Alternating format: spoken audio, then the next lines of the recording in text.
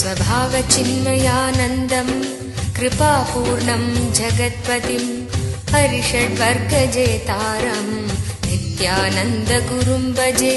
स्वभावचिन्मयानन्दं कृपापूर्णं जगत्पतिं हरिषड्वर्गजेतारं नित्यानन्दगुरुं भजे. ஈஸ்வரனுடைய சூத்திரங்களுக்குள் நுழைவோம். ஸ்ரீ பைரவ உவாச.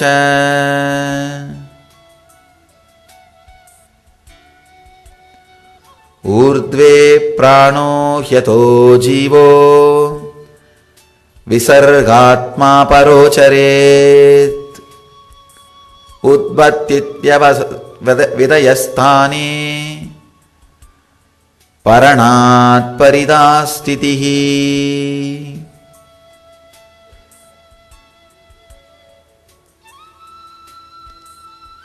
ஸ்ரீ பைரவ உவாச.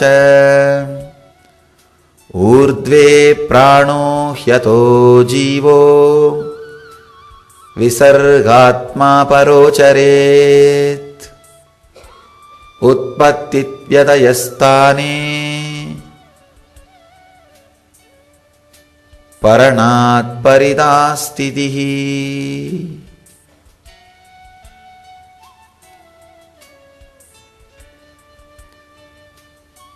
பிரபஞ்ச சக்தி தன்னை சரீரத்தின் நடுவிலிருந்து மூக்கின் நுனிவரையிலுமான 12 விரல்கள் தூரத்திற்கு வெளிப்படும் பிராணனாகவும், அதே மூக்கின் நுனியிலிருந்து சரீரத்தின் நடுபாகம் வரை உள்ளே செல்லும் பிராணசக்தியாகவும் எப்போதும் வெளிப்படுத்துகிறாள், வெளிப்படுத்திக் கொள்கின்றது. இந்த பிராணசக்தியின் 2 உற்பத்தி நிலையிலும் உணர்வை ஒன்றாக்கும் பொழுது இந்த பரிதஸ்திதியினை உணரலாம்.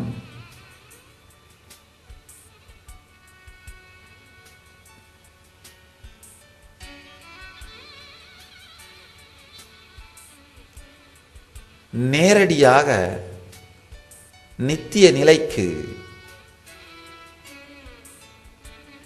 ஈசன் நம்மை அழைத்துச் செல்கிறார். இந்த ஒரே ஒரு ஆன்மீக நூலில்தான் சத்தியத்தை பற்றிய அறிமுகமே இல்லை. அதை நேரடியாக காட்டும் செயலில் ஈசன் இறங்கிவிடுகின்றான். அறிமுகம் இல்லாத நூல்.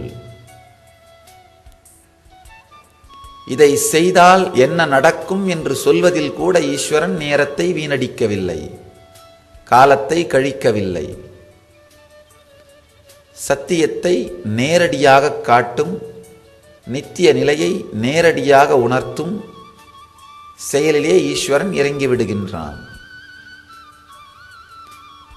ஊர்த்வே பிராணோ ஹ்யதோ ஜீவோ விசர்காத்மா பரோச்சரேத் உற்பத்தித் விதயஸ்தானே பரணாத் பரிதாஸ்திதிஹி.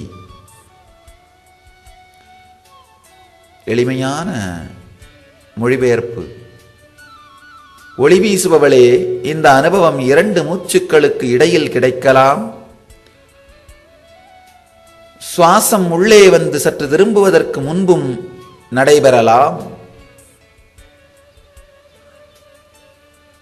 அன்னையினுடைய கேள்வி அருமையான கேள்வி.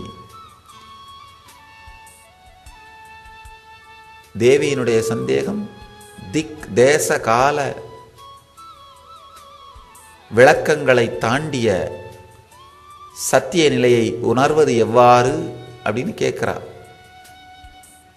நித்திய நிலையை உள்வாங்குவது எவ்வாறு அப்படின்னு கேட்கிறார். ஆனந்தேஸ்வரன் நேரடியாக சத்தியத்தை வெளிப்படுத்துகிறார்.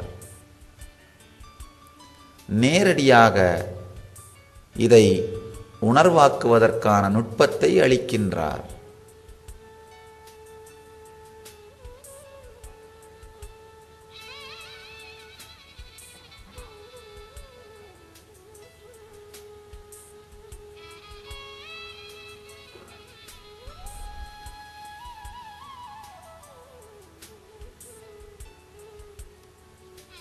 இதைவிட எளிமையாக, இதைவிட தெளிவாக, இதைவிட நேரடியாக சத்தியத்தை இதற்கு முன்பும் இதற்கு பின்பும் யாருமே சொல்ல இயலாது என்கின்ற அளவிற்கு ஈசன் வெளிப்படுத்துகிறார்.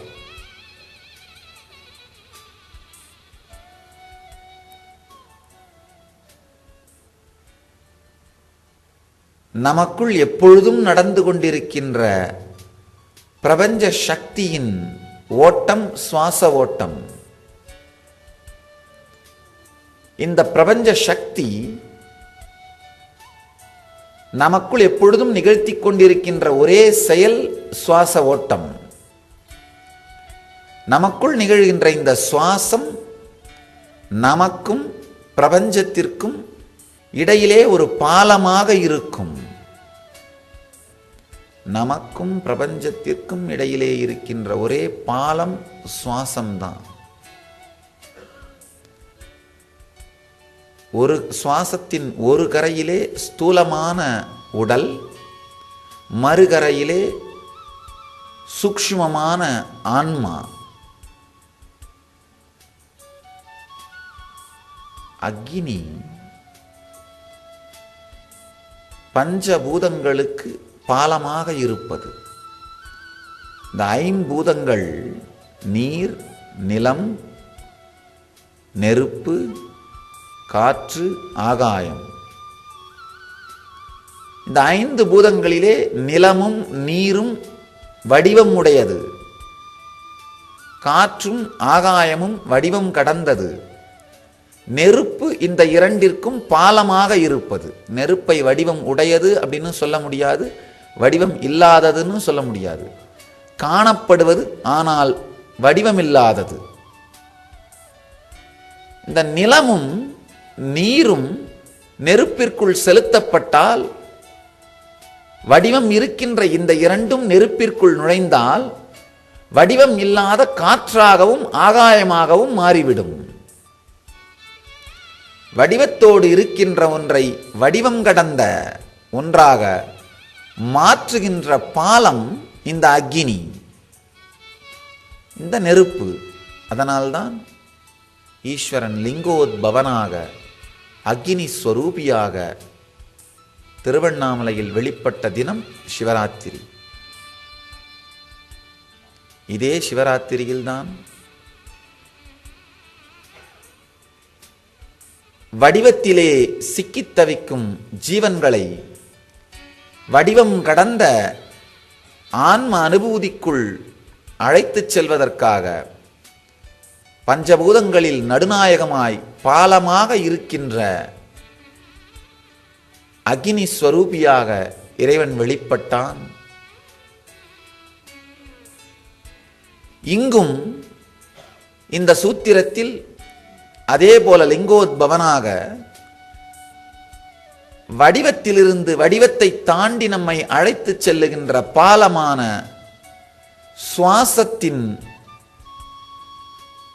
மையத்திலே தான் வெளிப்படுவோம் என்று சூத்திரங்களின் மூலமாக நமக்கு உணர்த்துகின்றார்.